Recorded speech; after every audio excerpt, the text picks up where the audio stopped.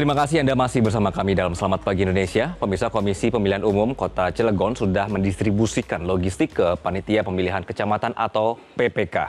Pendistribusian logistik ini dilakukan secara bertahap yang dimulai untuk 3 kecamatan, Kecamatan Purwakarta, Kecamatan Grogol, dan Kecamatan Pulau Merak, dan ditargetkan hari Senin ini sudah tersalurkan.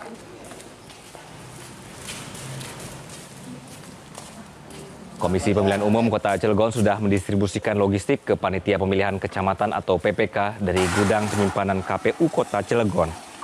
Pendistribusian logistik untuk kebutuhan pemilihan gubernur dan wakil gubernur Banten, serta pemilihan wali kota dan wakil wali kota Cilegon, mendapatkan pengawasan dari Badan Pengawas Pemilu atau Bawaslu Kota Cilegon dan dikawal oleh petugas kepolisian. Komisioner KPU Kota Cilegon Divisi Teknis Urip Haryantoni mengatakan pendistribusian logistik ini dilakukan secara bertahap dan sudah terus dilakukan. Tentu dalam pelaksanaan pengiriman logistik ini kita juga diawasi melekat oleh Bawaslu dan kita juga dikawal melekat oleh pihak keamanan yang dalam hal ini Kepolisian Republik Indonesia. Ya, mudah-mudahan dalam proses pengiriman logistik ini berjalan baik dan lancar. Tentu dengan logistik yang sudah kami kirimkan ke masing-masing gudang kecamatan, memastikan bahwasannya KPU Kota Cilegon untuk pelaksanaan Pilkada serentak tahun 2024 sudah siap untuk melaksanakan kegiatan tersebut. Dan untuk mengetahui bagaimana kesiapan KPU Kota Cilegon dalam pelaksanaan Pilkada serentak 2024 sudah hadir bersama kami pagi ini Ketua KPU Kota Cilegon, Fatur Rahman. Selamat pagi, Pak Fatur. Pagi, Mas Anggi. Sehat, Pak? Alhamdulillah. Sibuk sekali. Karena detik-detik sebentar lagi, Pak, ya? Iya, betul, Oke. betul. Pak, persiapan bagaimana, Pak? Tadi sudah diberitakan logistik sudah mulai disalurkan. Perkembangannya seperti apa update-nya? Ya, syukur Alhamdulillah untuk di KPU Kota Cilegon, persiapan untuk pelaksanaan tahapan Pilkada yang kita tahu nanti pemungutan dan penghitungan suaranya di tanggal 27 November sudah 100% aman untuk Sudah Kota Cilegon. 100%. Ya. Hari ini berarti sudah fix selesai semua? Ya, selesai semua, sudah dikirim dari gudang Kota Cilegon ke semua kecamatan yang ada di Kota Cilegon. Oke, berarti tinggal go aja. Ya, betul. Pak, apa yang paling mendapat perhatian dalam Pilkada Kota Cilegon saat ini, Pak? Kalau dalam pilkada ya terutama terkait dengan kondusivitas ya, keamanan, kedamaian, karena demokrasi itu kan tujuannya untuk mencapai kemakmuran ya. Bila pelaksanaan tahapan pilkada terjadi konflik politik yang dirugikan tentu masyarakat. Gitu. Oke.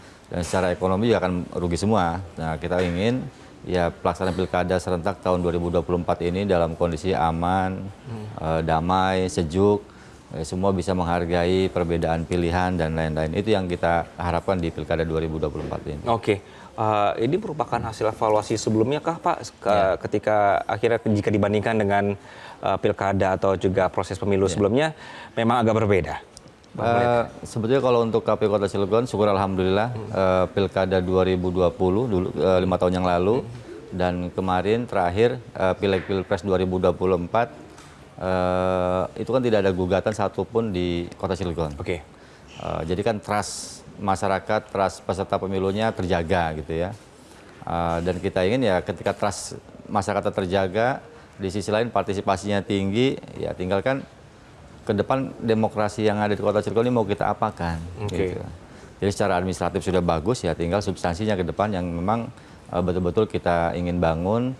Ya, bagaimana masyarakat tidak terjebak lagi dengan politik uang, dengan isu hoax yang menyesatkan, apalagi sampai ke isu SARA ya. Yeah. Nah, kita sangat menghindari hal-hal itu. Dan karena kalau itu terjadi, ya tatanan demokrasi itu akan menjadi tidak bagus gitu ya. Ya kita ingin demokrasi di Kota Cilegon di Pilkada serentak 2024 ini ya demokrasi yang bersih lah. Oke, Pak Fatur, kita menginginkan pelaksanaan KPU Kota Cilegon itu aman, sejahtera, berguna bagi rakyat sekitar. Betul. Tapi kadang-kadang kan Pak yang namanya acara tuh ada aja hal-hal yang di luar rencana ya. Betul. Bagaimana nanti KPU ini menyiapkan diri ketika ada hal-hal yang tidak terduga, pemirsa? Nanti kami akan lanjutkan dialognya di pagi hari ini. Tetaplah bersama kami.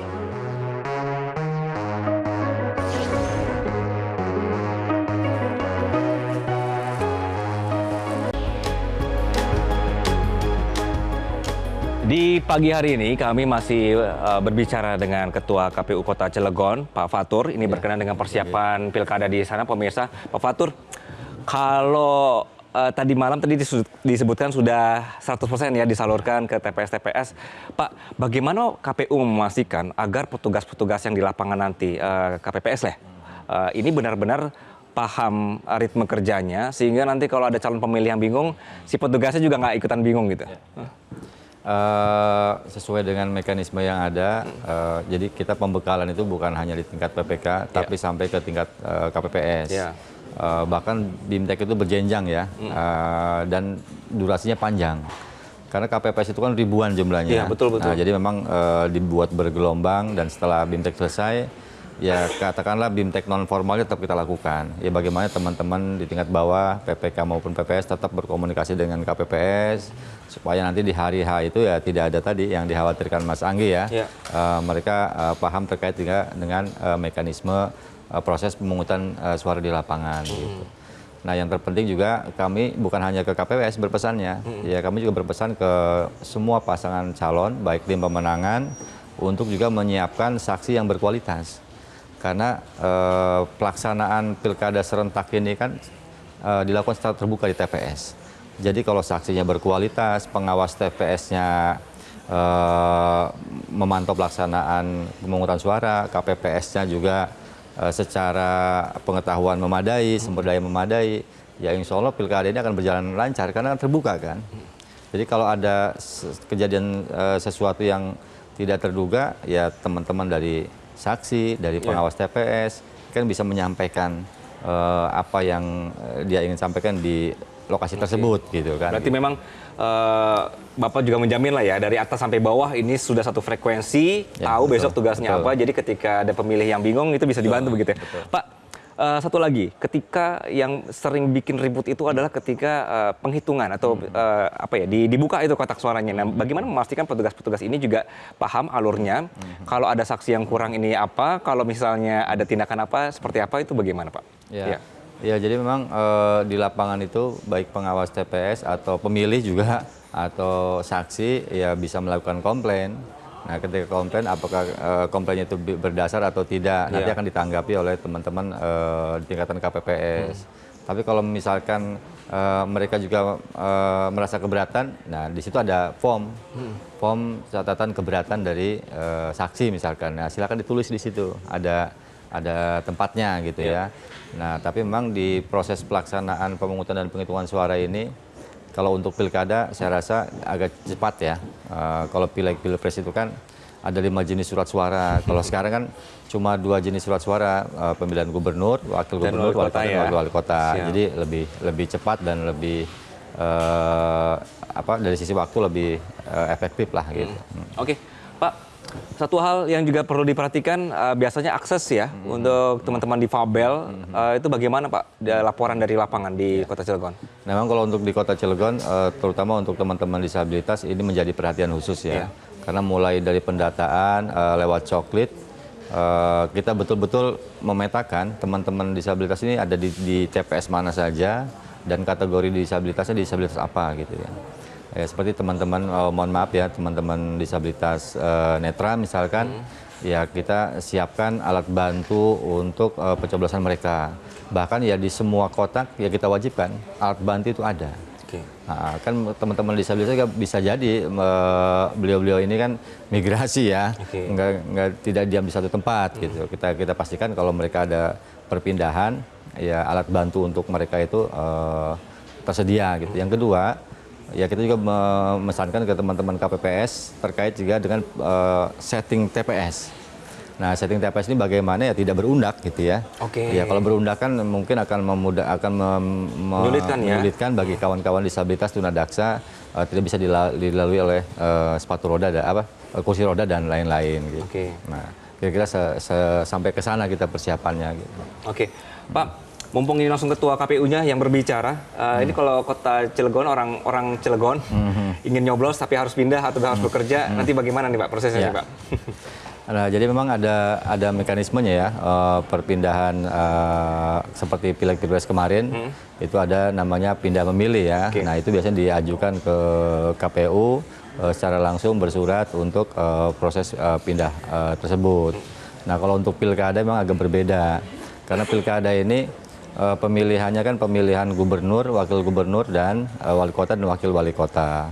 Nah, kalau untuk masyarakat di luar kota Cilegon, misalkan kota Serang atau Kabupaten Serang atau Kabupaten Lebak, kalau untuk memilih wali kota nggak bisa pindah, gitu. Tidak bisa. Nggak boleh pindah. Nggak bisa kalau untuk pemilihan wali kota ya, karena memang di masing-masing kan punya di Lebak misalnya ada pemilihan bupati dan wakil bupati ya, ada haknya di sana gitu. Jadi nggak bisa pindah. Beda dengan pemilihan legislatif kemarin. Kalau misalkan untuk pemilihan presiden itu kan seluruh Indonesia boleh. Oke. Misalkan saya warga kota Cilegon, ketika hari H berada di Jakarta, nah, saya pindah ke memilih di Jakarta itu boleh, karena presiden kan sifatnya nasional. Kalau gitu. gubernur sama wakil gubernur? Ya kalau gubernur wakil gubernur bisa, karena Bisa. selagi lingkupnya itu masih di Provinsi Banten. Oke. Kalau Provinsi Jawa Tengah pindah ke Banten nggak bisa gitu. Oke, jadi ini penting informasinya untuk warga Kota Cilegon, nggak boleh pindah, tidak bisa pindah. Jadi untuk memilih wali kota dan calon wakil wali kota, tanggal 27 harus dikosongin jadwalnya untuk mencoblos di Kota Cilegon. Kami akan lanjutkan dialog kami pagi hari ini, pemirsa. Tetaplah bersama kami. Didukung oleh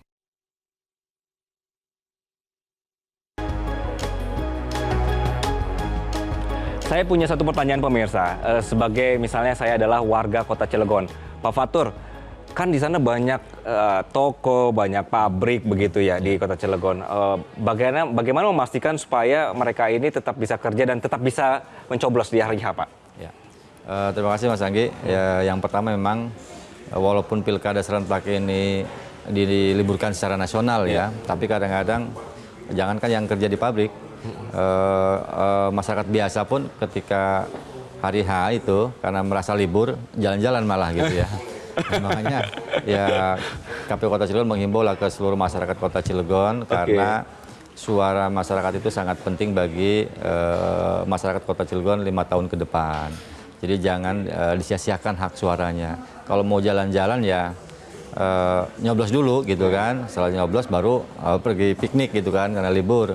Dan bagi Yang kerja gimana, Pak? teman-teman pekerja juga yang di pabrik dan lain-lain, ya kita harapkan bisa memilih menggunakan hak pilihnya dengan maksimal gitu ya. Walaupun ada tentu mungkin bisa jadi ada hambatan atau kendala, tapi yakinlah dan percayalah hak pilih kita itu penting untuk menyuarakan kita bagi masa depan Kota Cilegon 5 tahun ke depan. Oke, penting sekali. Ya, karena memang syarat utama terlaksananya pilkada dengan baik ini kan modalnya adalah kolaborasi. Karena pilkada ini bukan hanya urusan KPU, bukan.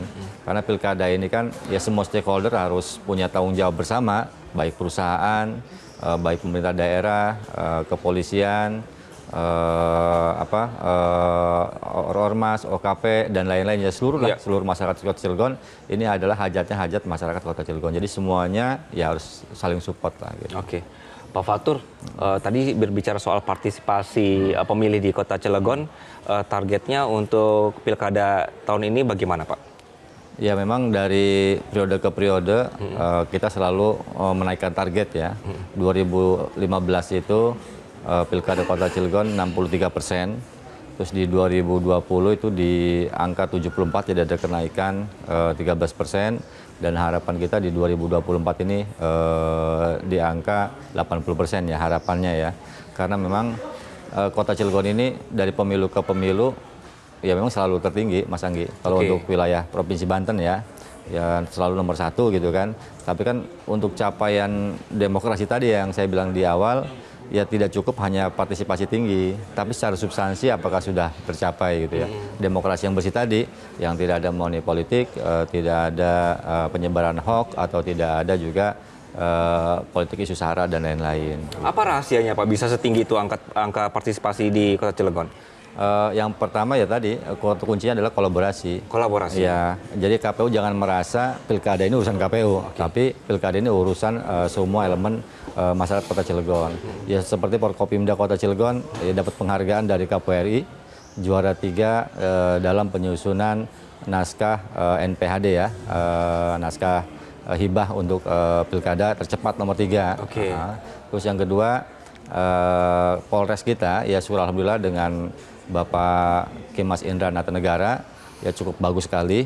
Bahkan beliau membuat acara misalkan mengumpulkan paslon, stakeholder, dan anak-anak yatim, Jadi santunan, komunikasinya enak gitu jadinya ya. doa bersama untuk pilkada damai gitu kan. Ada juga mengundang kiai gitu dengan mengumpulkan majelis taklim Kapolres kita ya dengan misi tadi berdoa bersama untuk pilkada damai sampai apel gabungan dan lain-lain gitu. Oke, sehingga akhirnya banyaklah atau juga angka partisipatif yang Ya, tinggi betul, dan betul. dipertahankan terus sampai sekarang begitu. Ya. Betul. Pak Fatur, mungkin silakan Pak, kita bisa mengajak kota atau warga Kota Cilegon untuk memilih tanggal 27. Bapak mungkin ada yang mau disampaikan, silakan Pak. Ya. Dulur sedanten warga Kota Cilegon, napik lalen tanggal 27 rauning TPS, gunakan hak pilih sebaik-baiknya.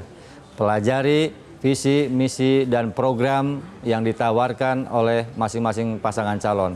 Suara warga Kota Cilegon untuk kebaikan masa depan 5 tahun Kota Cilegon.